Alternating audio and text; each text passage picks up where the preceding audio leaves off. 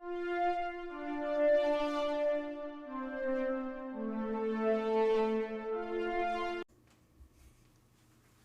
are happy to announce that this episode of the SWW Show is partially brought to you by Humble Bundle. Well, not really. We are part of the Humble Bundle referral program, and we just wanted to say that if you like really cheap games and maybe helping charity pending the Humble thing going on, all you have to do is go to humblebundle.com/?partner equals SWW. That's right, humblebundle.com/?partner equals SWW. And you just do your normal stuff, and it just kind of helps us get a couple bucks here and there. Maybe it helps AJ get his lights, maybe it's Mike camera, maybe we actually pay Corey for helping us out. But again, if you're going to go buy games anyway, it might be worth checking out. Hello everyone, and welcome to episode number 43 of the SWW Show. It's me, AJ. I got Mike along with me, as always. Boom, boom, boom, boom, boom, boom, boom, boom, boom, boom. On a beautiful Monday evening, as we're recording this. Wait, beautiful. Okay, I gotta ask. Okay, so it is currently the end of May of 2022, our Lord and Savior.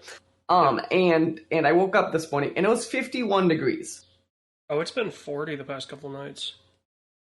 Except I didn't realize, because yesterday it was warm enough that I had the AC on overnight, so I woke up and my house was like 58 degrees. Gotta get one of those smart thermostats, bud.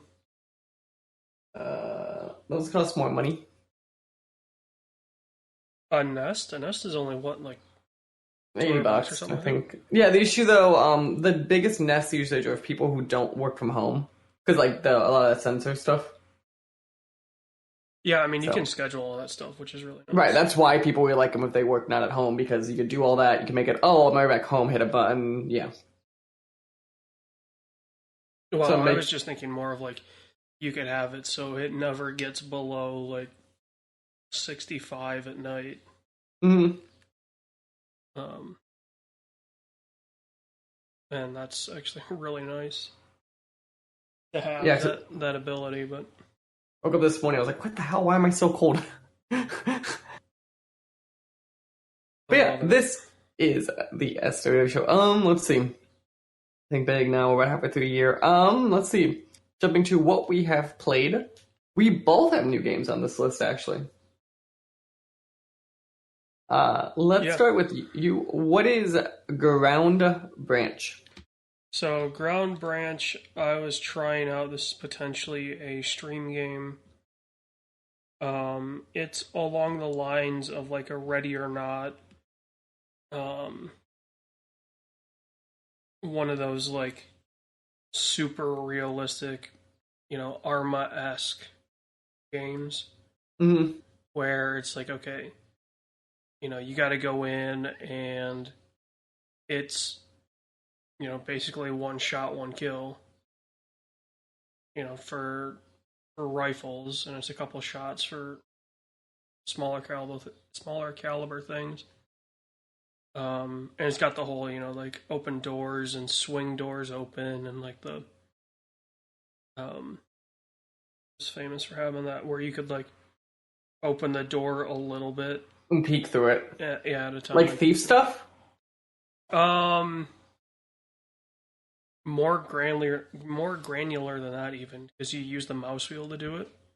Okay.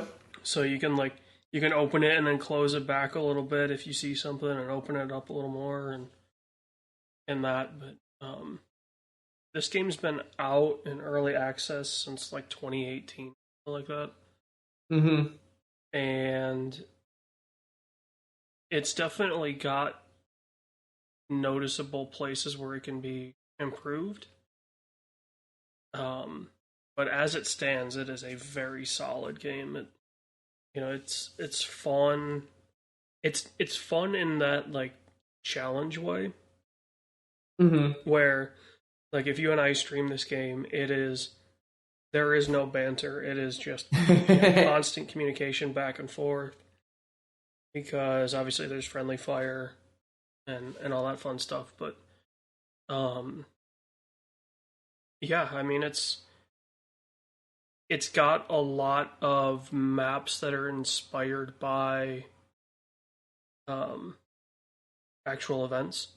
Mm. So, like, there's a 747 that gets taken over Hmm. and is parked at the airport, reminiscent of, I believe it was in the 80s, I Mm-hmm. want to say. Um, they have the map is just called Compound, Okay. but it is very clearly Osama bin Laden's compound from Pakistan, like down to a T. Um, they have some city stuff. They have one that's a oil tanker. So it's similar to um, the Captain Phillips Mm-hmm. thing. There's an oil rig. There's an oil derrick rig that you have to go out and secure. Um, this game is, I would say, primarily designed to be played multiplayer.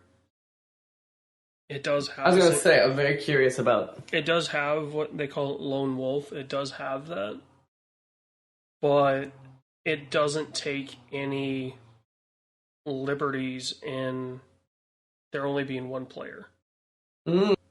Like it's the same scenario. It's just one person trying to do it instead of two. That'd be way harder. Oh, it's insane. My success rate is super low. So you have completed them though by yourself? Just takes forever. I've only completed the terrorist hunt uh, scenarios. Oh, okay. I haven't completed the like intel gathering ones. Yeah, Terrace Hunt feels like it'd be way more fun. At least that'd be my thing Yeah, for sure. terrorist hunt's pretty fun because like as soon as you start to learn the map, like a lot of the spawns are the same. Hmm. So like there's one that's in a city, and you can either play in the subway or above ground. And one of actually two of the spawns spawn you next to scaffolding, so you can climb up the scaffolding and get a elevated line of sight, and you can kill like half the guys from one position. What happens if they see them dying? I assume that's a problem. Oh yeah, if you hit someone, they'll notice. If you miss and it lands near them, they'll notice. Um, if you shoot an unsuppressed weapon, they'll notice. Hmm. It doesn't appear that suppressors actually hinder the guns at all. So it's like, may as well, Right. just to cover your ass even more. Um, they are kind of predictable because, like, if they don't know where the shot came from, they may just hunker down with their back to you. Hmm. So you can just be like, okay, boom, done. Um, and they don't seem to like if the AI shoot at you, right? Obviously, they don't have suppressed weapons. It doesn't seem to necessarily trigger everyone. It feels like it triggers a certain zone, and that's it. Oh, okay, that makes sense. Like, there could be. Let's use the city one as an example because I just played that last night. I could take somebody out on the northwest corner of this kind of like cafe. They have a retaining wall around it.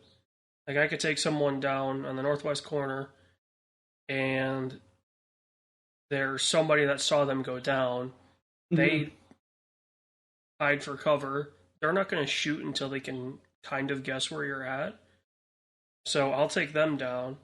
Somebody else sees the person go down, and they'll yell, like their character yells or whatever. Like you can tell when they quote unquote spot you or spot something, but nobody. Like I can see other AI that are just on their path, right? Like they don't hear it and then go running for cover or anything. So they are. You go to their store page. Currently, they are pushing a new AI system. Mm-hmm. So, when that comes out, we'll see if that helps at all. But to kind of give you an idea of the um, pedigree behind this, this is the group from the original Rainbow Six and Ghost Recon games. This is Oh, okay. Blackfoot Studios. So, these guys have the chops, right? Like, if you wanted a studio that could make something like this, they're probably the best ones to do it. Okay. So Nice. yeah. I've been playing Weird West, which is an immersive simi game set in the in the United States Western. Basically, it's like what's interesting about it though is that kind of how they tell the story of these vignettes that you just kind of go through the world with. And it's like one of those, seems like a regular Western, and it very quickly kind of turns into something else. I'm enjoying it so far. I think I'm like halfway done with the game.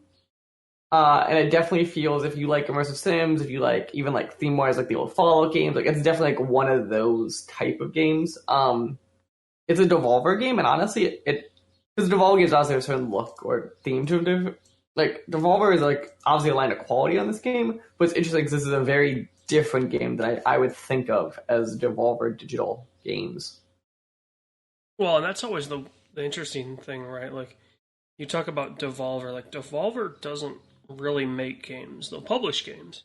No, Devolver games. I mean, like I just like when I see a game from them, like they're in my head. I go, oh, like I picture. They have a look, and they want to stick with that look, and I applaud them for that. Mm-hmm. And like Devolver, generally speaking, I think is also a sign of quality. That publisher very rarely has stuff that suck. But yeah, no, I think it's worth checking out. It's an isometric game, and the controls can be a little janky, so those are kind of those warnings, because I know that's a thing for certain people.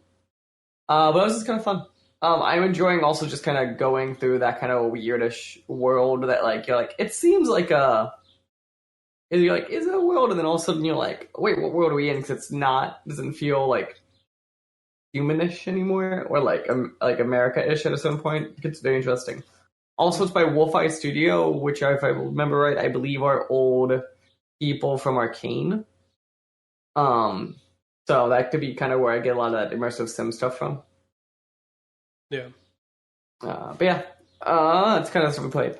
So for what we've seen, apparently AJ just went back into the 80s and 90s and started watching classics. Well, it has been, a month since we recorded one of these, so this is just like what I watch on a normal basis. Which is apparently Good Morning Vietnam and the classic Caddyshack. Yeah. Did Bill Murray ever catch the gopher? No, remember, that's the whole thing. Like, that, if you watch, I think there is a Caddyshack 2. I don't know if there's a 3. Is it? Yeah, I don't think there is. But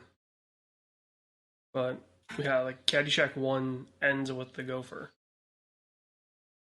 God, there is a Caddyshack 2. Also, I forgot how raunchy Caddyshack was. Oh, but like that's that era. Like, well, like I knew, like obviously, like the Dangerfield stuff, but I forgot how like the relationship between Danny and the halfway house girl, where it's like, oh yeah, like they're just madly in love and that, and then he gets laid by the what's her name? I forget what her name is, but also this might be the first time I've seen the movie not off either VHS or DVD. Really? Yeah. They fully were like, okay, where's an ice cube? We need to get her nipples as hard as possible. Also, so I'm reading the Wikipedia for Caddyshack 2. The two things. Apparently Caddyshack 1 was a critical bomb, even though it made insane money. You read this one. It made $60 million on a budget of $4.8 million. Caddyshack 1? Yeah. Yeah, I believe it. Caddyshack 2's budget was $20 million. Yeah, because then you would be getting out of like the SNL. And one of them was Chevy Chase was paid a rumored $2 million. So 10% of the budget went to Chevy Chase for about 3 minutes. Well, welcome, Chevy Chase. My Like, as soon as Caddyshack came out, all of his appearance fees went for the movie. favorite is, so the reason that Rodney Dangerfield is not in Caddyshack 2, here's one. So Caddyshack 1, he made $35,000, okay? Caddyshack 2, he was asking for a $7 million salary. I mean, if his character was originally, like, the main guy, I can see why. But it's just funny of, like, that jump, though. Yeah. Also, like, you know, look at a lot of those SNL films, right? Like, the first one, the budget is tiny. The bomb. Because, yeah, it goes balloons. Yeah, because they're like, oh, we're just, you know, Random people, yeah. We're TV guys getting into movies. Now, obviously, that's not the case because everyone wants to be a big movie star. So even the modern SNL movies, their budgets are like $40 million. Yeah. Let's see. Well, you want to talk about going back in time. Which one? 2 or 3. I I know the one is new, but it's an old property. So the film's on my list, right? So I saw Office Space with my girlfriend because she'd never seen it before. An American classic. Same. Doctor Strange is the new one, to be fair. And then Chip and Dale's, the film just came out. Rescue Rangers, Chippendale. Yeah. Thank you. Rescue Rangers 2. Let's talk about that. So that one is, we're going to nicely call it a cameo fest. So do you remember how Space Jam 2 sucked? Yeah. This would be the good version of that. There is no good version of that. No, like it's not like a perfect film, but like it's an enjoyable film. Where Space Jam 2 was not enjoyable. Like that's the difference. because it wasn't geared to kids. I think this one. That's what made the original Space Jam work, and that's what makes all these Disney. Yeah, like this one's a good example of like it's geared for kids, but they have more for adults. Where Space Jam 2 just felt like it wasn't geared for kids. It was fully like, oh, we're just gonna build off the nostalgia of the original Space Jam, which the people involved with that, you know, when they saw that as a kid, are now 30 plus. So we're gonna have references for them. Meanwhile, you should be making that movie for today's 10-year-olds and having references for that, not, you know, references for the 30 to 40-year-olds. Yeah, I was gonna say I enjoyed it. It's worth checking out. It's on Disney Plus, which is what's interesting about this, and it's written by Lonely Island, which I think is a very interesting twist. Which could be why I vibe with the comedy. The other thing that's new on my list is Doctor Strange: Multiverse of Madness. It's another Marvel film. I think there's really cool stuff in there. I think they play with your expectations in fun ways. Normal. AJ's tired of Marvel type stuff, so I wouldn't recommend it to him. But like, if you're interested in Marvel, so still, I think it's good, strong, and also they let Sam Raimi just direct, which is good because Sam Raimi's one of those people that like can be a little corny, but like I think he makes fun stuff. Dude, I've been tired of Marvel stuff since. This is more like Thor Ragnarok-y in the way of the sense of, like it is a Marvel film, but like it like, you know, Thor Ragnarok you enjoy it because it is a Marvel film, but it definitely has stuff that isn't. Yeah, I enjoyed Ragnarok because it was fun. Like, it was breaking away from the cookie cutter. Which I think this is one of those. You know, like, I enjoyed the first 2 Iron Men, and then Winter Soldier, because Winter Soldier is so much not a Marvel movie. Like that movie, you could change three things about that movie, and it would be an R-rated Jason Bourne style movie. You know, like you actually show the gun impacts. The language gets a little bluer, and you ratchet up the action a little bit. And that movie is an R-rated Jason Bourne style thriller.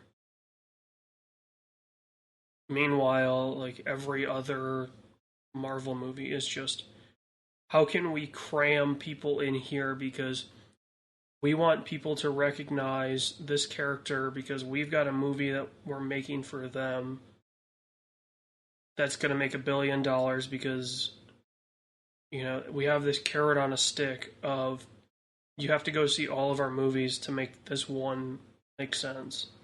Mm-hmm. And I'm not a fan of that. Like, I'm not a fan of cinematic universes anyway, because everyone wants to do the carrot on a stick. And to me, that's such a easy way out. Mm-hmm. Like, there's some extended universes, like, I really want HBO to explore the Westworld universe. Yeah, Westworld's one of those shows that I forget exists because it takes so long for them to come out with more. Yeah. Like, they needed to spin off, and they referenced a couple of the different worlds. They, like, if you go back and read the couple books that are Westworld's based on, there's, like, there's the Wild West, there's, like, a Imperial Japan, which they show in the show. There was, like, I want to say one of the worlds was like a like prehistoric Neanderthal world. Mm-hmm. Like, so there was all these different kinds of things. Like, you could totally do. They could have had 3 or 4 shows leading up to a convergence point in Westworld. Have like 2 or 3 miniseries that it's one season, it's like 8 episodes, and it gives you the backstory, and then season 2 of Westworld ends with them finding out that there's other worlds or whatever. Mm-hmm. They could have done really well with that. But like, yeah, I'm just so annoyed that the current trend is everything's got to be a cinematic universe. Because money. Yeah, I understand it gets them money, but also, like, think about it this way. If I pitch to you a movie set in the Top Gun universe. Go on. Like, what is that? Like, there's nothing in the original. Yeah, like at least comics, I think we go back to that a second, make sense in the sense of that, because comics in their foundation are these are this idea of like, oh, there are a bunch of people who can eventually interact and that's all the films did. Well, yeah, stuff like the movie, like stuff like Top Gun, or when obviously Universal infamously failed on their Monsters universe, is because like there isn't built the same way for it to make sense in those worlds. Yeah, I mean, like the Monsters universe could have worked.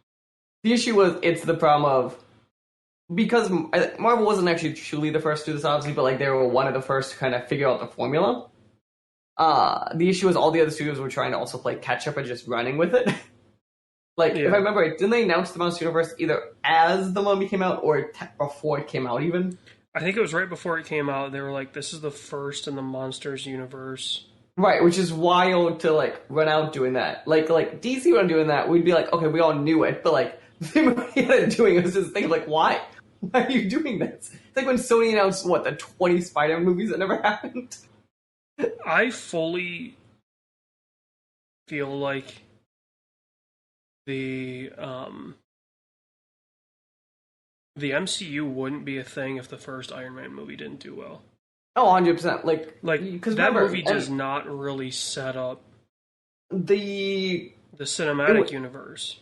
it does. Iron Man 2 does more. Like, Iron Man 1 does because uses the word Avengers at the end. That's it. Yeah, 'Cause it says Shield and Avengers. Like, that's kind of the whole shtick. It's Iron Man 2 that really sets it up. yeah, Because Iron Man 2 literally, like, shows everyone. yeah. So, like, what do you? Was Kevin Feige like? Was his ass on the line when Iron Man 1 was coming out? Like, look, Yeah, my understanding is so... you need to make sure this works because Because you can, at the time, Marvel Studios didn't exist the way you think of it, because at the time, wasn't it Paramount did the first two Iron Man? Or was it someone else? It wasn't Disney. It wasn't Marvel. Because right, Marvel didn't have the money to finance this.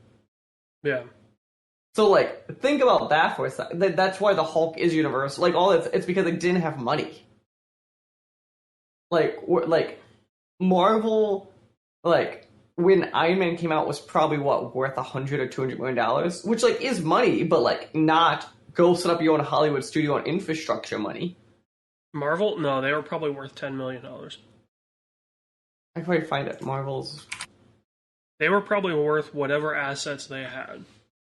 I think it'd be worth a little more, but I'll give you that. Like, maybe 50 at most. Like, okay, you had the Spider-Man movies, but those are locked down by Sony. Mm-hmm. So Marvel itself really wasn't worth that much.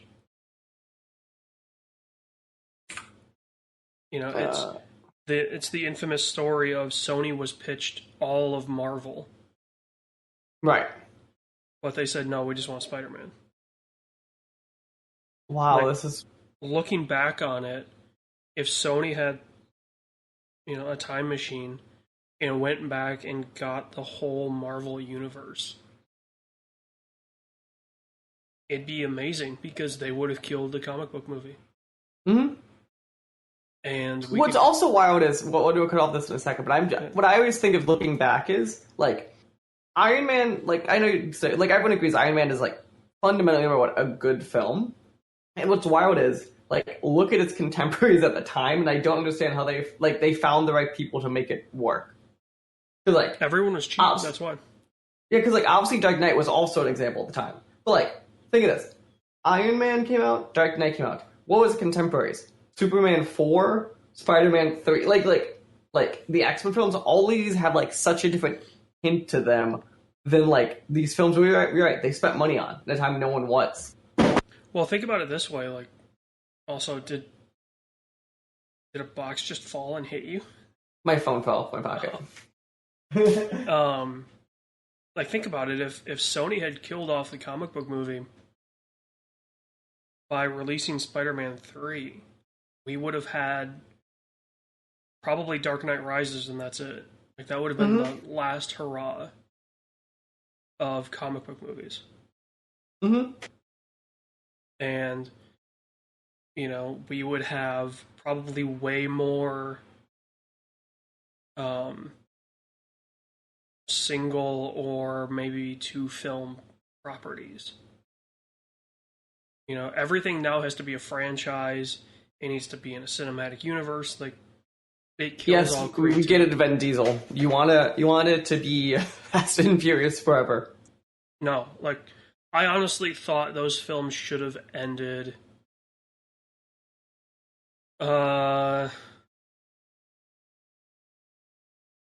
Maybe at 4. Like, they should have tied in the Japan crew into 4, and that's it. Like, that would have been the end. Not until... That's where I would have ended it. You mean you wouldn't have put, like, Tokyo Drift in the middle of 9? No. But, yeah, I mean, like, that's a discussion for sitting around a pool in Arizona in 4 months, 6 months, whatever it would be. Yep. Um, Yeah, jumping toward the yeah, next stories. The first thing I have, which is under film and TV, I didn't put the full thing. Basically, HBO's CEO announced that the whole thing now is that, which is something Netflix needs to learn, is that they're going to have a rule that if a movie is an HBO Max film, so not released in theaters as main run, that they will have a budget limit across the board of $35 million and no more than that. I think immediately my assumption is HBO's been seeing the writing on the wall for places like Netflix and Amazon and how fucking intense their money pipeline is with this stuff. And also HBO has the obviously secondary thing of they're also a movie production kind of built in, so they at least get films into HBO Max easier. yeah. I mean, think about it this way, right? Like 35 million, you're going to get a lot more lighthouses. You're going to get a lot more everything, everywhere, Mm-hmm. all at once. You know, Which if it wasn't Warner, but yeah. yeah, but you're going to get a lot of these kind of mid to high tier indie movies, Mm-hmm. which are great. Mm-hmm. They really explore like what it means to make a movie because they can't just throw money at a problem and fix it. Mm-hmm. Right? They need to either write their way out of it or they need to cast their way out of it. They don't have the liberty of, oh, just fix that in CG or fix that in post. Like, they end up making these very interesting films. So, but yeah, Yeah, as you no, say, like, Netflix lost subscribers for the first time in their history. and they spend what billions of dollars a year on content. Yeah, and like that company is so far in debt. That like, and Warner's already had that problem forever, so they're just like, we don't want to make it worse. Yeah. So, you're looking at, okay, we drop $200 million on Dune again, and it's only on HBO Max. No, like Right. that's not a good business move because you know HBO has been $15 a month since like the early 2000s. Yeah, I am still shocked by that how it's not changed. Also, can we discuss how Netflix, their cheapest option is only $2 less than HBO has been since the 2000s? Yeah, like HBO sees the writing on the wall for Netflix. Like Netflix is pricing themselves out of people's budgets. Mm-hmm. Like, when HBO is 15, when Prime is 150 a year. So Mm-hmm. what, like 11 a month? And Prime also at this point has become such a utility for other things. Like Prime Yeah, is a good example of, yeah, that's a 100% bonus and the thing I like about it, but that's not the reason I had it. right. Um, Hulu is, well, 14 if you get the Disney Plus, Hulu, and ESPN Plus. Why not? Also, if you have an Amex, it's free for the first half this year. Yeah. So, So, like there's what, 45, $50 a month just in streaming services on top of your $50 to $100 a month internet package mm-hmm. plus your phone. So you're looking at like $400 for between uh, streaming services, between your internet, between your phone and your monthly payment on the phone. You're looking at between $300 and $400, and Right. then to tack on, you know, $20 to $25, whatever the top tier is for Netflix. Like, no, I mean, yeah, if your cheapest tier is $12 a month, and that doesn't even get you full HD, why should I sign up for Netflix? Mm-hmm. Like there's no business sense for me to sign up for Netflix ever. because they release so few properties that I actually want to see. Mm-hmm. The downside is they sign these huge checks to comedians and lock Mm-hmm. up their specials. Like, I would absolutely watch Chappelle's specials if they were on anything other than Netflix. But because they're on Netflix, I have to go out of my way and find them Mm-hmm.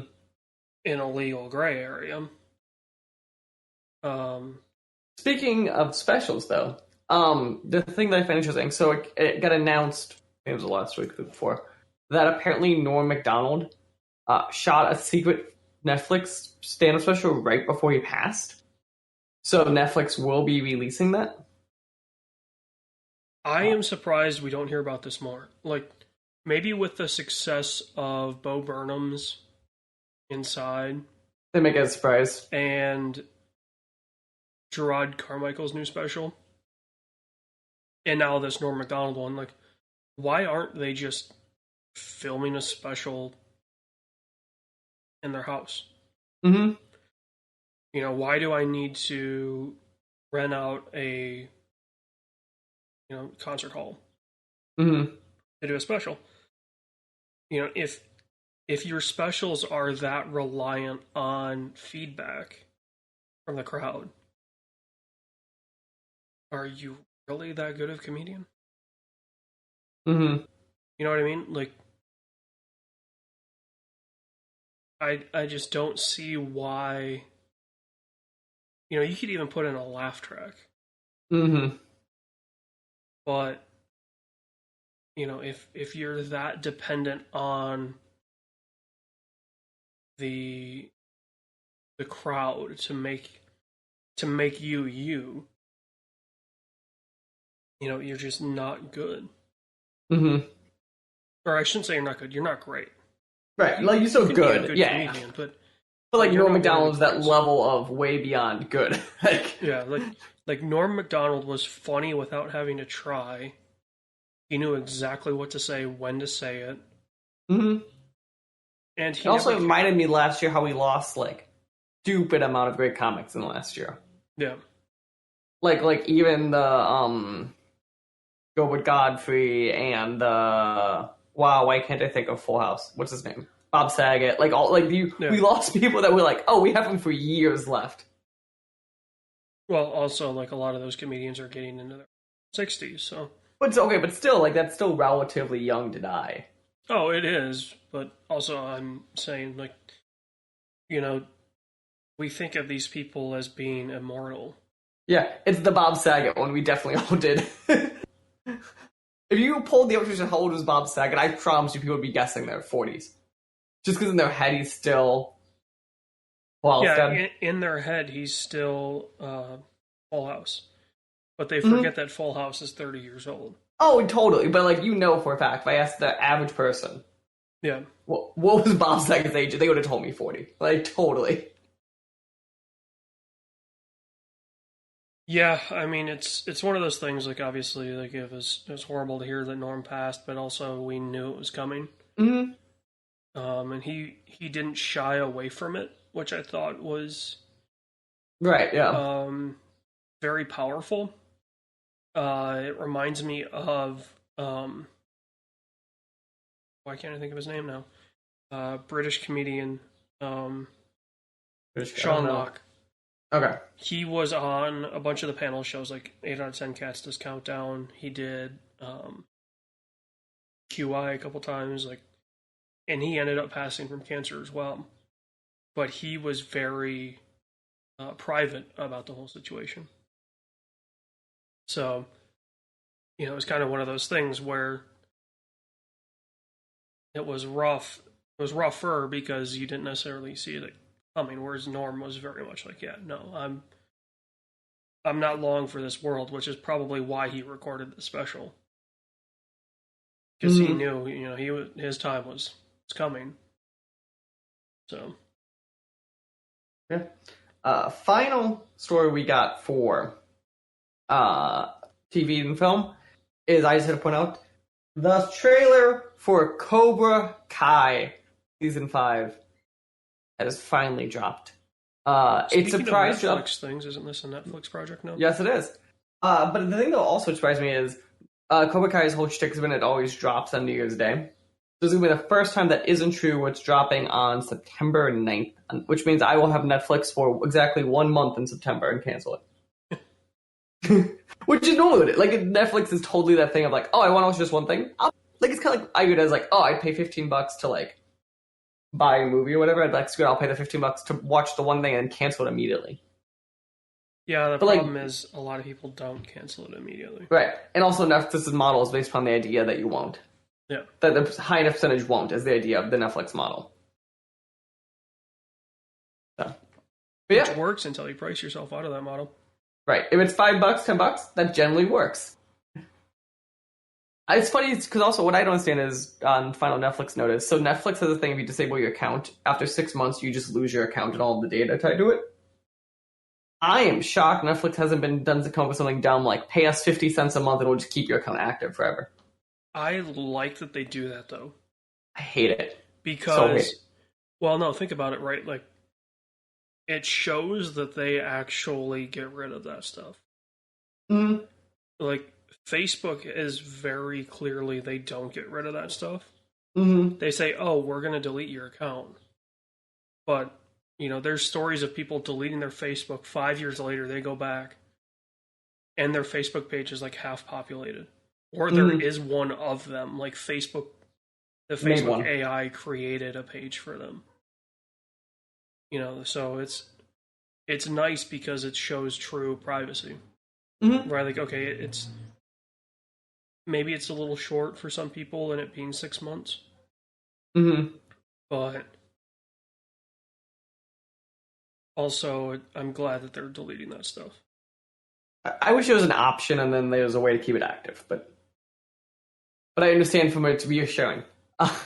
Yeah, jumping into the game side of things, I've collected some of the top stories throughout the month. The first one is a goddamn doozy. I think I texted you this one when I read it. Apparently, until a couple of weeks ago, EA was going to merge with NBC Universal Comcast. Well, no, they were going to merge with NBC Universal. Okay, but the Comcast was spinning that out because they were getting too big or something like that. But okay, but it's still wild. Yeah, I mean, it is, but also, like, EA is one of those things where it seems like they're way bigger because we live in the States. Hmm. But outside of Madden and FIFA, they're still like fourth or third. Like from a money point of view, they're still one of the biggest. Outside of Madden and FIFA, they really have nothing. Mm-hmm. Like Battlefield just failed to the point where they Apex makes good money. Yeah. You know, Battlefield failed to the point where they eliminated their main game mode. Mm-hmm. You know, they cut the player base in half, which was a temporary mode that they introduced, and now it's the main mode. But yeah, I mean, the fact that EA wanted to merge with someone isn't surprising because I think they see the writing on the wall, right? Like, somebody's going to come for them. Whether it be Sony Corp, whether it be Microsoft, whether it be... Because the story is also, just to clarify, the companies that passed on them were Disney, Apple, and Amazon. Can you imagine Disney Electronic Arts? Well, Disney has no reason to be in video games. Well, they do. They just license the shit out. But yeah. Yeah. Apple... I feel Apple is starting to get in game. Apple, Apple ones are, I can see, the best. What comes out first? The actual Apple whatever for video games, or the Tesla Cybertruck? Tesla Cybertruck. No, that thing's vaporware. Like, Apple will drop like an Apple TV Plus that is some like kind of Switch style. It's based on, you know, an ARM processor or a Tegra or something like that. You know, they'll drop something like that. and then they'll also announce that they bought EA. Mm-hmm. Because they can do that. Like, they have the money to make that happen. The Tesla Cybertruck will never come out. Well, no, I take that back. It will come out, but it will be so far down the road that it's just like, why'd you even release it? Mm-hmm. I mean, shit, look, like, Ford will have signed a partnership with Rivian, ended that partnership, Rivian will have delivered a truck, and Ford will have delivered the Lightning before a single Cybertruck rolls off the line. Like, you know, that thing doesn't stand a chance. So, yeah. I see EA probably holding out now at this point. Yeah, at this point, I think it... Like, this does not look good when Comcast, Disney, Apple, and Amazon have passed on you. Right, like, this is who else would buy it. Because Microsoft can't until Activision clears. Which, another story. Sure, but realistically, like, Microsoft can't do anything else until that clears, for sure. Even Sony with Bungie the same way. Yeah, I mean, I feel like the thing with this is I could totally see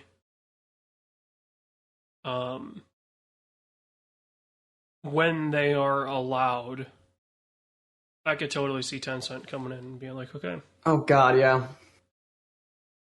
You know, like, unless the Chinese government doesn't open that stuff back up, because they've been basically pulling those companies in.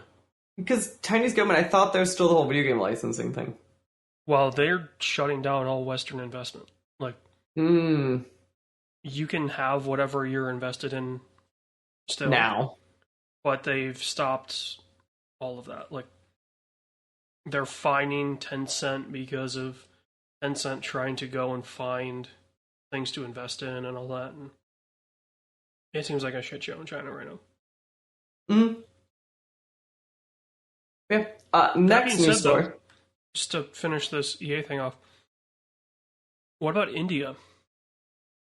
What about India? Is there a company in India that we don't know about that's a $1 company? There always is. And they just buy EA. See, you're getting this the wrong way. We're going to wake up one day and Embracer somehow buys them. I don't think Embracer has that kind of... I don't see how Embracer can pull those kinds of strings. They do, and they're going to be like, what the fuck's Embracer? I'm convinced Embracer is like some sort of like Bill Gates, like in a shady look. Like, I have a feeling it's a couple of the Middle Eastern countries. Because like the money Embracer has does not make sense. No, well, I mean, originally, I think everyone thought it was Russian. Because everyone thought it was a fake company. We're like, who? What do you mean they bought THQ? What do you mean they changed their name? Well, THQ also went up for auction. But it was still this thing of like when they started doing all that shit, and then they bought Deep Silver, like all of that. We're like, what is going on? But also think about it this way, right? Like they bought Deep Silver, they bought Crytek.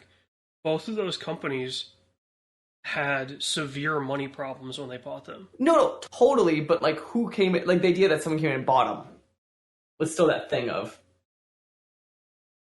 I just think they're really smart and they're backed by somebody big. Mm-hmm. You know, I don't think it's some shady thing. I think it's just, you know, it's potentially, you know, either Saudi Arabian or UAE or Qatari. Like, it's one of those countries because they're trying to divest out of the oil industry. So what better way than to acquire these video game companies for pennies on the dollar and then make a killing? And part of the Embracer strategy as we finish up is like the whole like you make really cheap either remakes or whatever and like get them on Game Pass and all that stuff. Like kind of do a bunch of those smaller things. Yeah, so for them to pick up EA, I mean, EA pretty much does that stuff already. Like, Mm-hmm. Yeah, but new story that you're going to appreciate is the AEW game finally gets a title and some early gameplay. If you want to go check it out, it's at AEW Games on Twitter. It is obviously made by Ukes. And I just gotta say immediately, I'm surprised how good it looks. I'm hoping we get a good wrestling game out of this, but there is still no release date. It's Ukes, so and Ukes can make something that looks amazing, but then the gameplay's dog shit. Like when you actually get hands on. So that's what I'm worried about. Sure. I'm just going to be very curious, kind of, how it ends up being. And also, it's been in development forever, so. Speaking of forever, isn't the tagline "Fight Forever"? Yes, it is. Yes, it Which, can is. we just get that term out of wrestling? That chant out of wrestling?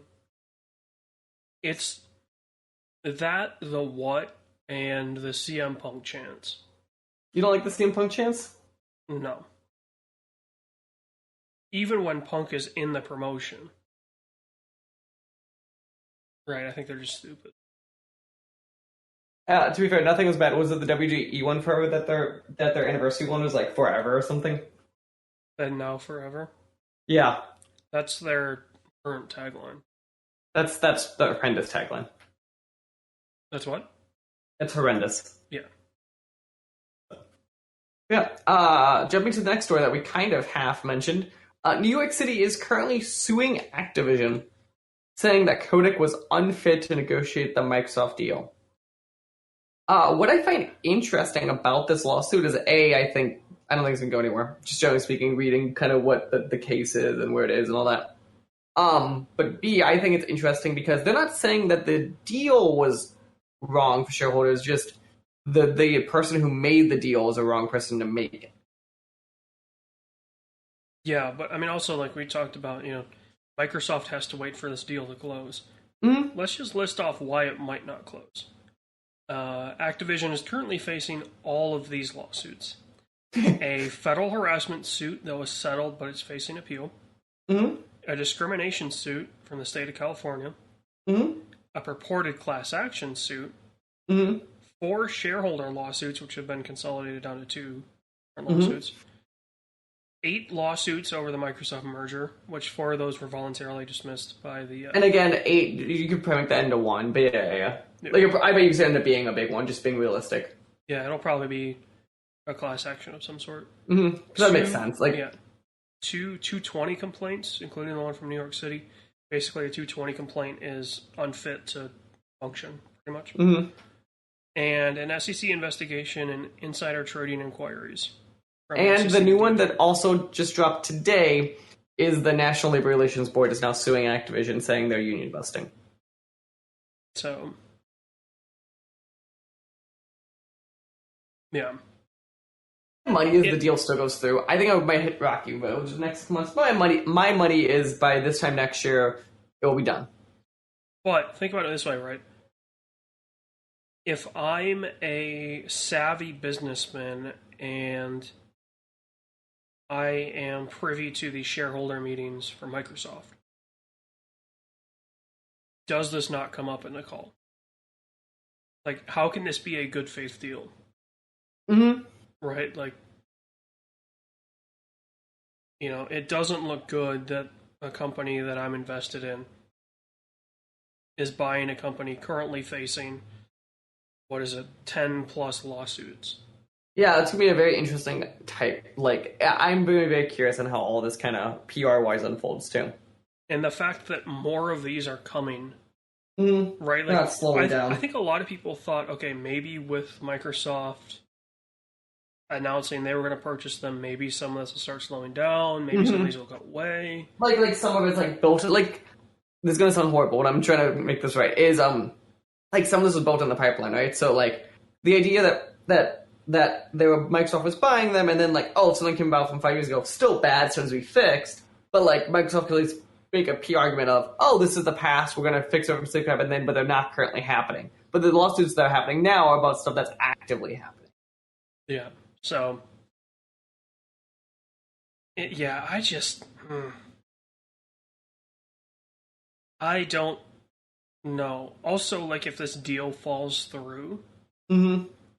Activision stock price is going to plummet. I put some money in Activision stock because it's not trading at the buy rate because there's some level of uncertainty. So we'll see.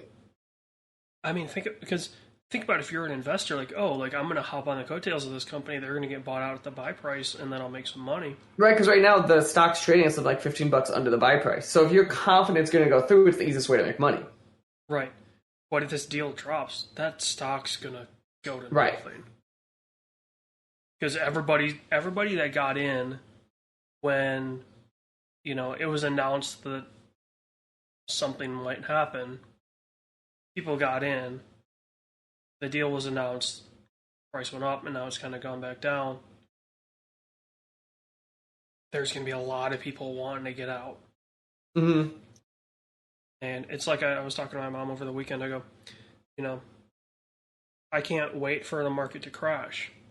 Whoa, whoa, whoa, whoa. She goes, why is that? I'm like, because I'm still young. Right? Like, I'm 26. So if the market crashes before I'm 30, I can be in a very good position by the time I'm 50. Mm-hmm. Like, very good. But Nice. yeah. But yeah. Let's see. Next story. Also, I love to watch the world burn because I think the way the stock market currently works is just ridiculous. But yeah. Next thing is just general stuff. If you guys want to dig into it, we're going to dig into a bit. PS Plus has kind of announced their whole overhaul in better terms. So you go find that on the Sony blog talking about all of the changes kind of and the worst flowchart you'll see of your life. One of the big things though with the new PS Plus is there are going to be trophies in old games and select games that developers want to put trophies into, and Ubisoft Plus will be included with that PS Plus premium program. It's just Plus Classics. It's Is not that the full the trophies? Ubisoft Plus. Oh, okay. No, so Ubisoft Plus Classic is going to launch with this. Mm-hmm. So it's kind of the way that EA Play works right now with the Vault. So there's games that are part of the Vault that you can download and play for free forever. Or you can play the 10-hour trial or whatever. And so that's the way Ubisoft is going to do it. Granted, most of their games are going to be part of the classics because they don't have really anything out right now. So it definitely was worded weird. Mm-hmm. But yeah, when you dig into that, Ubisoft is releasing a thing called Classics. And there's still, my understanding there's still some big names in it, but yeah. Yeah, it's just going to be their back catalog. If they treat it the same way EA does, basically anything once it reaches, I think, 4 or 5 months, It just kind of goes in there naturally. it's going to go in the backlog. So, yeah. Yeah. But next thing is today, as we're recording, it happened is the team over in Raven Software in Madison, Wisconsin, under Activision, has won their unionization vote for QA. It's a big deal. I think it's the first AAA union in the United States. So be very curious to see what happens now, if other teams follow with their own union votes, or if anything changes dramatically. Because if you remember, when Activision announced they were converting all contract U.S. employees into full-time employees, the asterisk was not for Raven because of how laws set up in the country that once they had the union vote set, they couldn't start giving them kind of raises and all that because it'd be considered union busting. It'll be interesting now to see how does that work.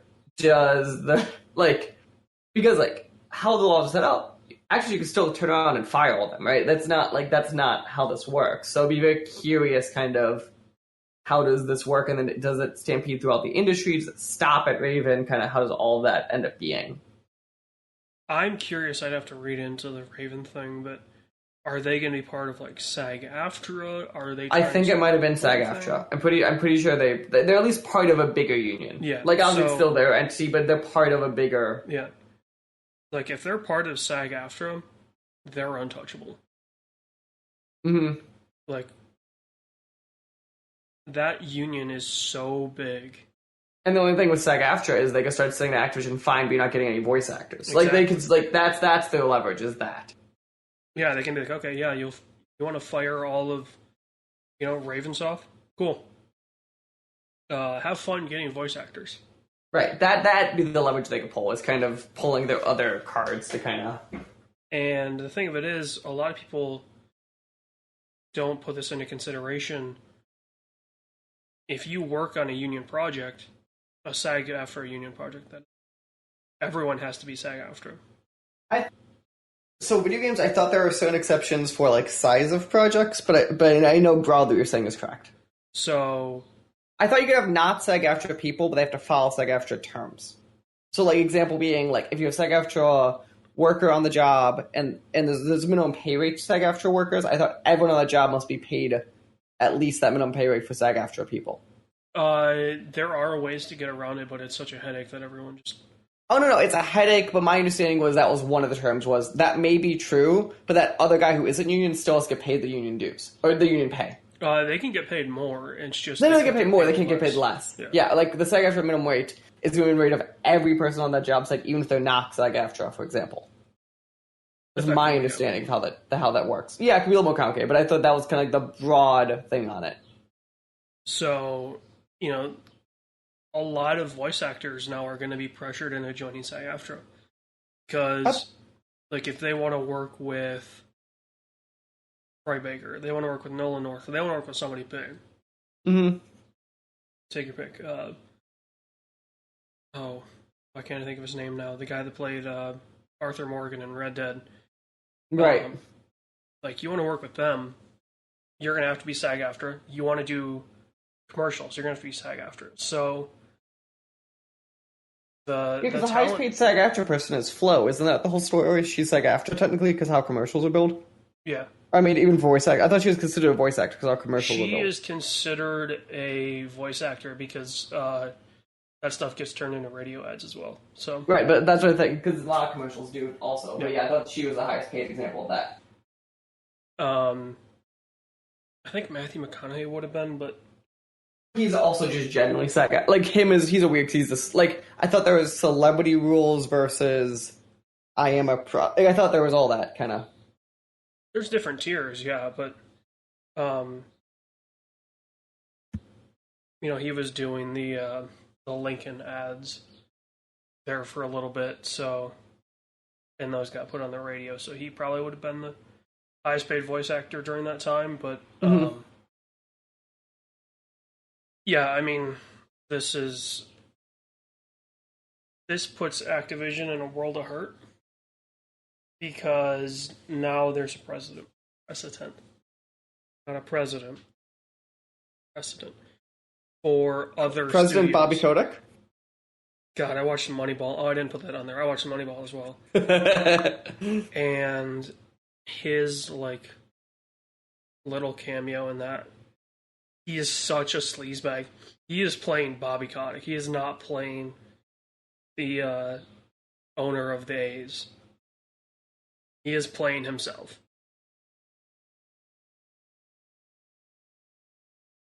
Yeah, I mean, like, we'll get, another one of the stories that you have on here is EA is creating their own soccer game.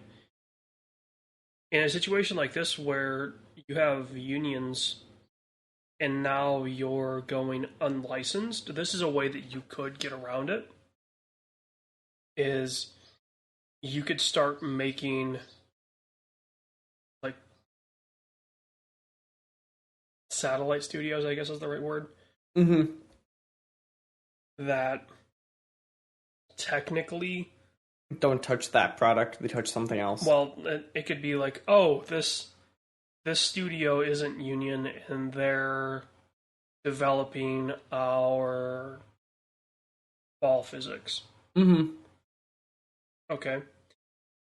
And then this studio that is union is licensing the tech that are non-union Yeah, no, studios. it's gonna be very, you know, they're gonna try to get out of it. It's gonna be very interesting to Yeah. watch.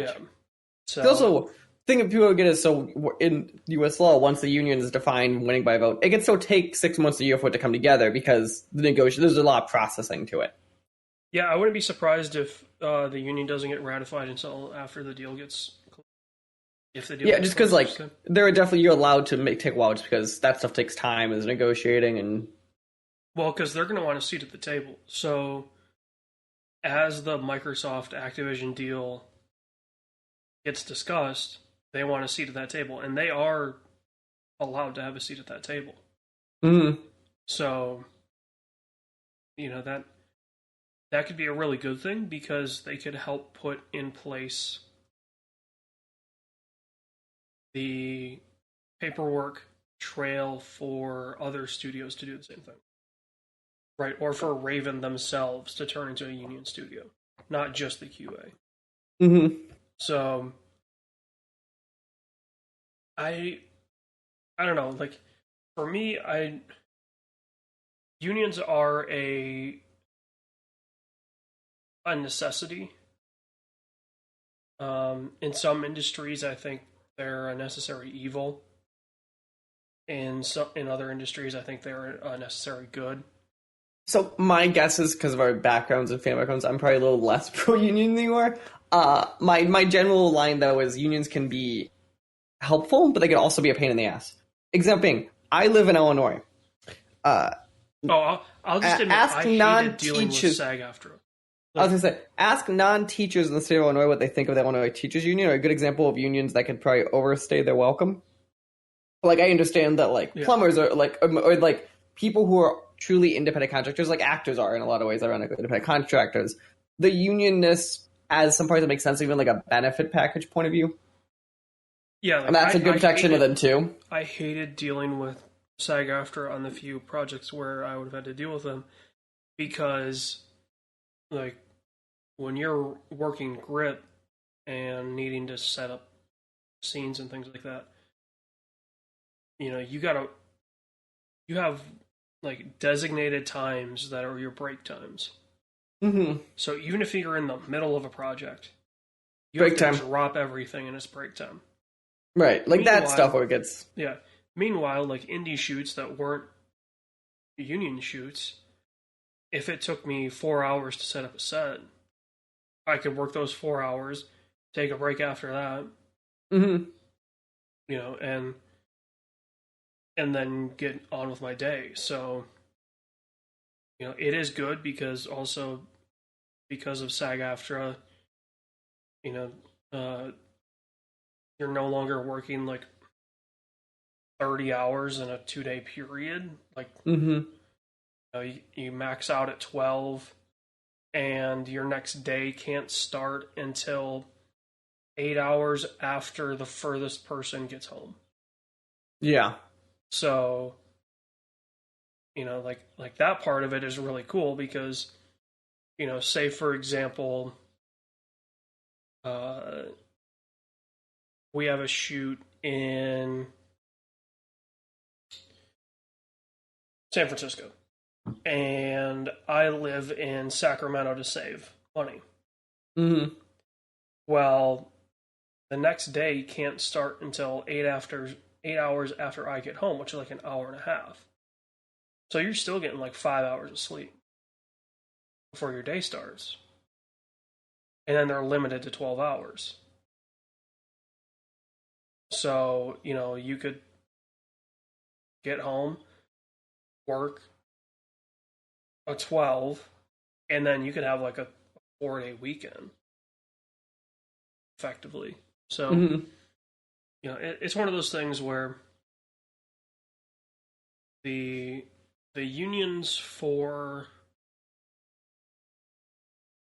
independent contractors in the sense of your handymen, your plumbers, your electricians, your steel workers, your like that stuff, like production stuff, absolutely they need unions.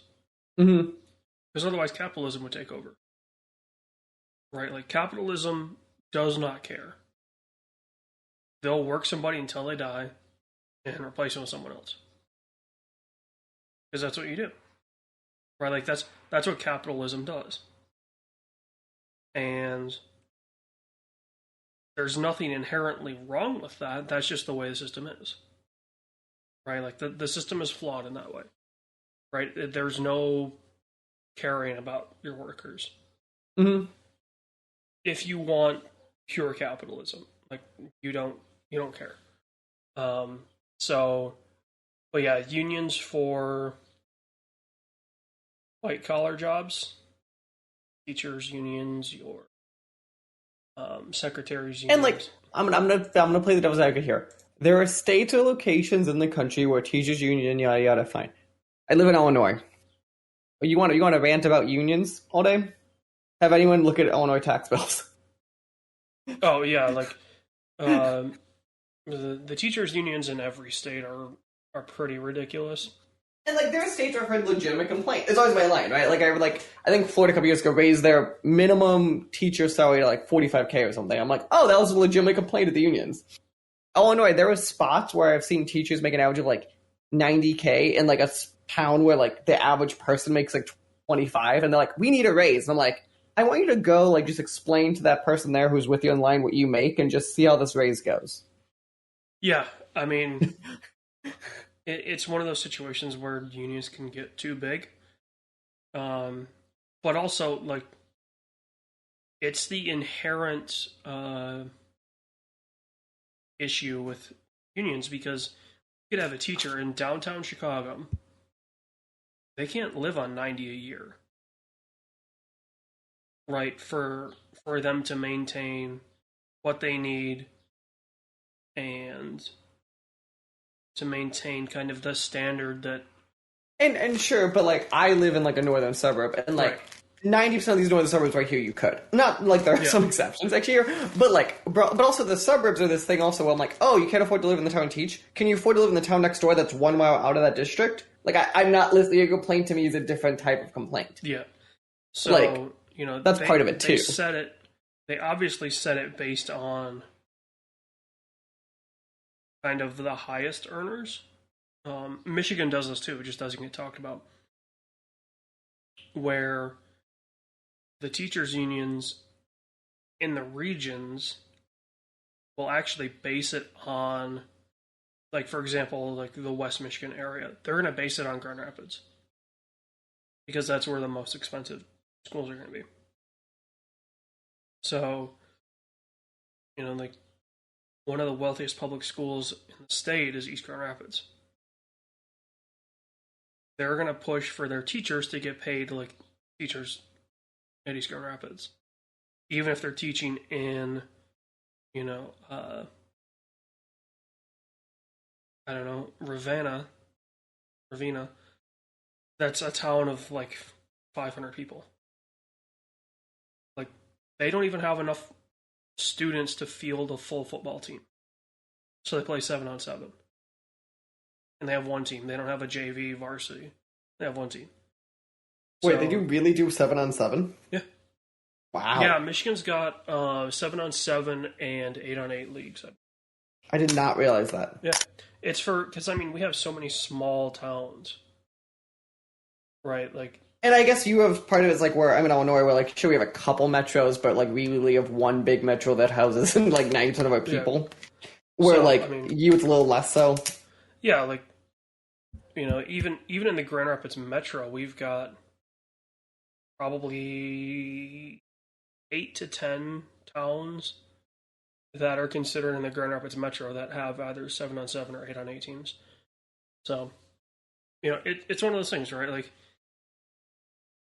unions are always going to try to get their workers the most. And I just think at some point it loses them a little credibility. Like, I think that's the line. It's a credibility line always. It's a discussion of, of course you want what's best for your people. That makes sense why you do, but you have to understand from the outside, then it's really easy to point to things that make you seem less credible. Just look at the UAW, baby.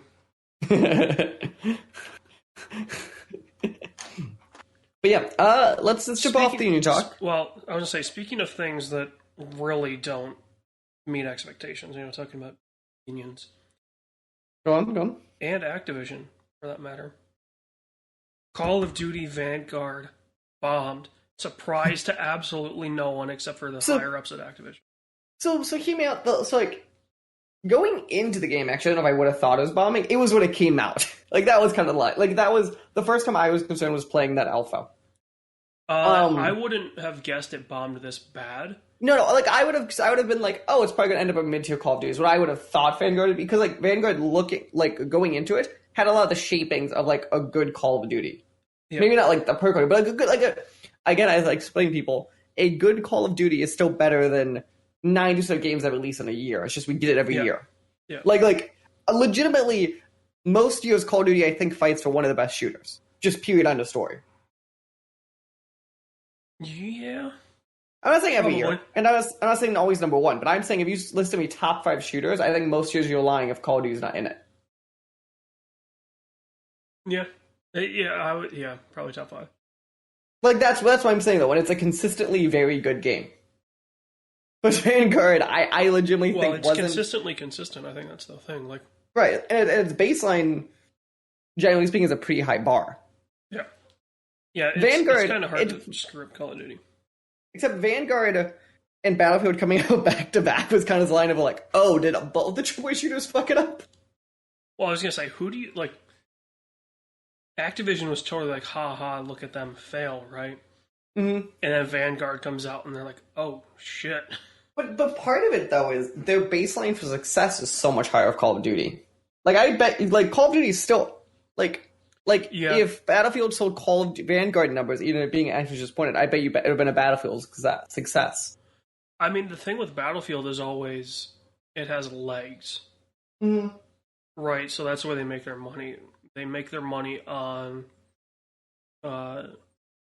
map packs, and they make their money on skins, and they make their money on servers forever. Servers, yeah. They were the first big game I ever heard doing servers, for example.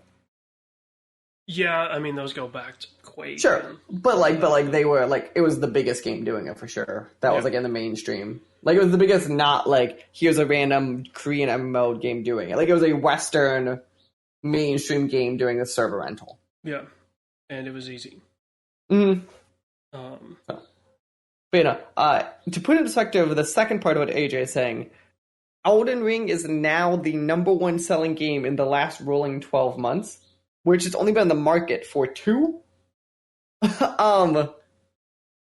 Which is why this perspective in the last 10 years, only 2 games besides Elden Ring have outsold Call of Duty in a given year, and they're called GTA 5 and Red Dead 2. Yeah, those are the only games in the last decade to have outsold a Call of Duty, and now Elden Ring is the 3rd. Grand Theft Auto 5 could have released the same day as Call of Duty, as Battlefield, as, take your pick. Like, what's a Madden, FIFA? Mm-hmm. They could have them all up on the same day. Red Dead would still have done triple the numbers of every other game. Mm-hmm. So... But it's just interesting, though, especially about the Elden Ring discussion, like how big Elden Ring has become, because like no one was tracking Elden Ring to become this juggernaut. No, I feel like this is a game that greatly benefited from FOMO, probably. Like, It was a game that, it's available on everything, right? So it's PS4, PS5, PC, obviously the Xbox equivalents. So anyone could play it. You didn't have to be like, oh, you got to go out and grab a, you got to either buy from a scalper or, have 10,000 bots trying to buy you a PS5 or Xbox Series X. You didn't have to do that. You could play it on what you got. It would play the exact same. Things wouldn't look as good, but still play the same. So. Yeah. And I feel like having Double R attached to it probably helped its public image. Oh, yeah. so it got it into the eyes of more people. Also, like,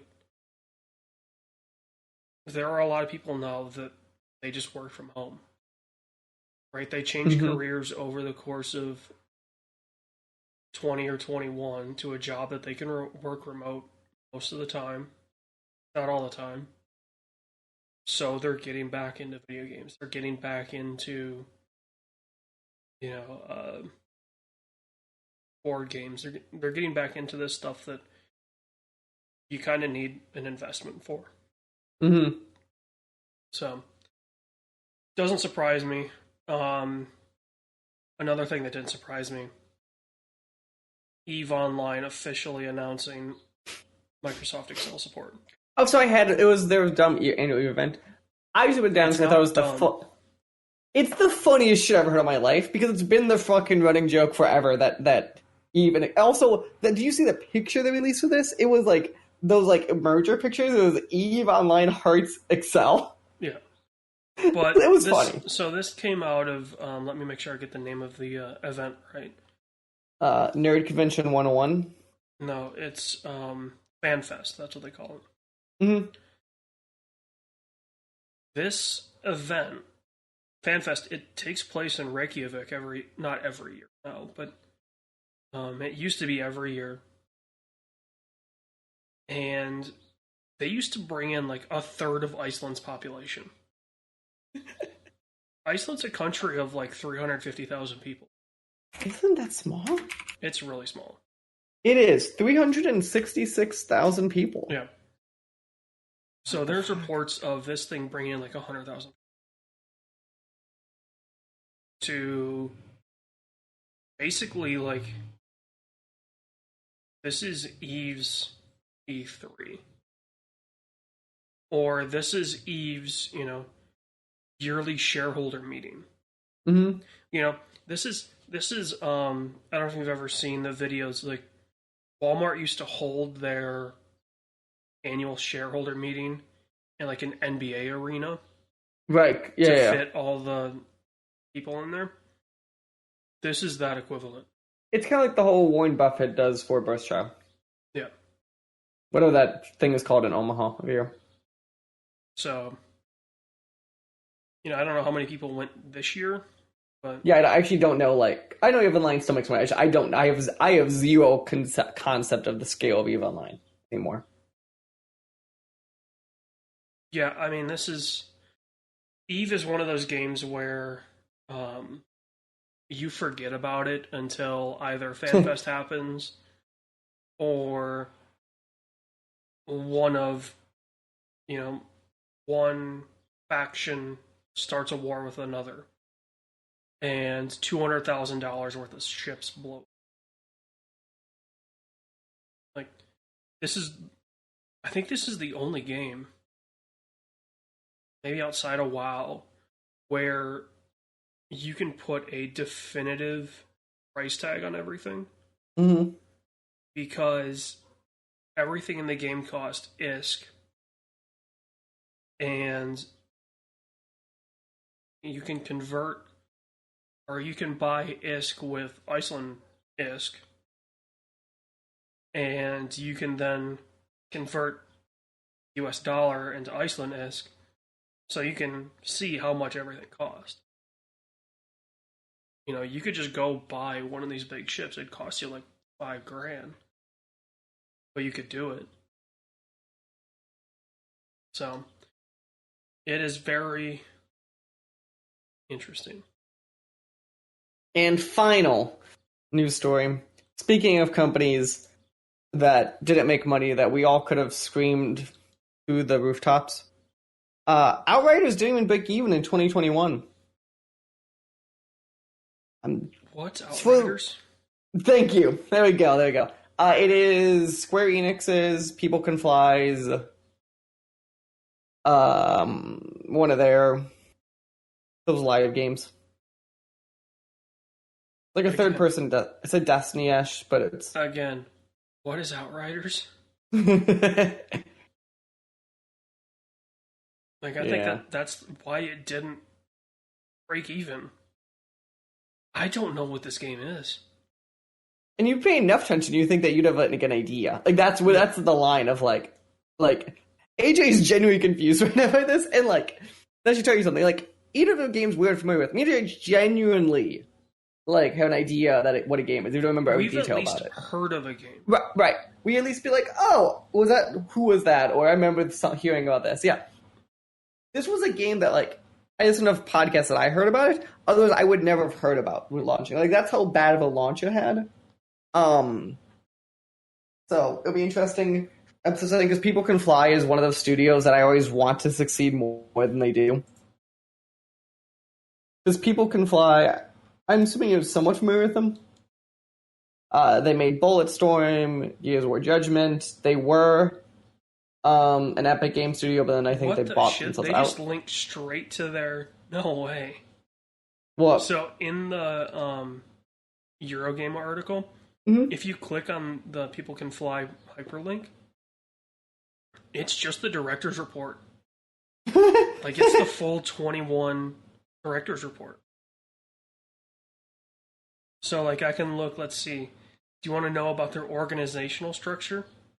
Because that's page 6. So if we go to page 6, PCF Group, which is based in Poland, they own 100% of People Can Fly UK and People Can Fly US and People Can Fly Canada and Game On Creative. They own 50.01% of Incuvo, which is Polish. They own Incuvo owns 87% of Spectral Applications and 32.13% of Spectral Games. The fuck? Dude, this is ridiculous. Like, this is the stuff that... Talking about shareholder meetings, this is the shareholder book they hand out to everyone. Wild. Like, this is crazy that they just linked it. Like, it's cool, but it's just nuts. They had key products. They had Outriders, which it gives a description. Outriders is a AAA RPG shooter game released on April 1st, 2021. Mm-hmm. When played online, Outriders offers drop-in, drop-out gameplay for 1, 2, or 3 players in a system allowing them to join or leave the game while it is in progress without disrupting it for other players. Okay, that's cool. They had Project Gemini, which is a AAA game that is being developed in partnership with the publisher Square Enix Limited. Its scale is comparable to that of Outriders. The group expects that game to reach completion by the end of 2024. Project Dagger is a AAA action RPG developed in partnership with a top-ranking global AAA game publisher. Okay, this might be a Polish to English translation. That has to be. So I'll read this sentence as it's typed. Project Dagger is a AAA action RPG developed in partnership with a top-ranking global AAA game publisher, Take-Two Interactive Software, Inc. I'm sorry, what the fuck was that sentence? Yeah, so that's got to be a translation thing. Because, like, I don't know how anyone reads that and goes, I got this. There was no comma until it gets to the Take-Two Interactive Software. People Can Fly, US LLC, plays a leading role in the game development project. The group aims to create an original ARPG with new gameplay elements and storyline solutions it has never used before. The positioning of Project Dagger as an ARPG is a step towards winning a wider audience for the group's products. The publisher's total budget allocated by the group to develop Project Dagger is Euro 40 to 60 million. The group expects That's actually not that big for a game, also. The group expects that the game will reach completion by the end of 2020. They also have released a Bulletstorm Full Clip Edition, Painkiller, which was their first project. Yeah, dude, this is insane. It's 85 pages. Oh, here we go. Group's revenue structure. 2021 total revenue from contract development of video games. 178,369. What's the... I'm guessing million, maybe? does not. All figures in PLN. Is that There's Polish? no Whatever. like scale for it. So it might be thousands. I can tell. Anyway, so they had 180,293 thousands, which would be about $1 billion. Mm-hmm. Right? Did I do that math right? No. No, it would be 180 million. 293 million or 293,000.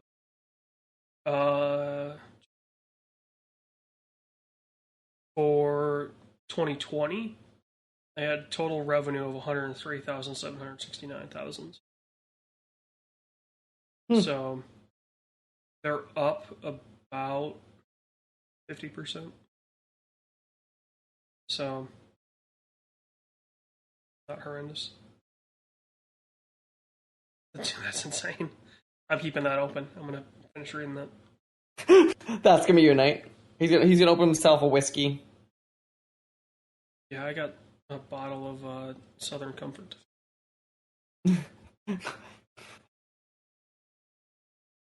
Oh my! I didn't realize financials was AJ's thing, but apparently it is. It's not necessarily my thing, but the fact that It's out, yeah. I can just see that. Like, normally that stuff is kind of confidential to shareholders. But yeah. That's crazy. Okay, so to finish up the show, first off, the giant games coming out. At this point, it's kind of tailing to this year, because like always, summers are dead. So Sonic Origins comes out the day we're recording is on June 23rd. Saints Row is currently slated to come out on August 23rd, which I still don't believe that one. Gotham Knights has been... Is it October 25th still? Did I get that right, or did that get delayed again? I think that's right. They just cut the PS4. I know they cut the PS4 just so we skipped, but... Yeah, I think it is still the correct date. I believe Saints Row is releasing because IGN is doing all kinds of stuff for it. Sure. And that game is so late, it's not even funny. Yeah, but Gotham Knights, October 25th. Starfield has been delayed, and I'm marking the delay count to delay number 1.